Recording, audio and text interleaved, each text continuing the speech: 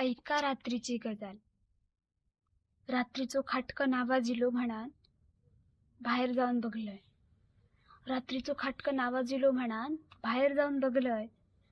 स्वप्नातलो राजकुमार दारात बघून मी याच वायझीला दिलंय.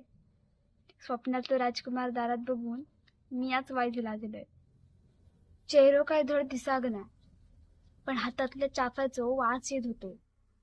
चेहरो काय धड दिसागनाय, पण हातातल्या चाफ्याचो वास येत होतो. गजाल खरी हा की काय की माका खुळ्याक भास होत होतो.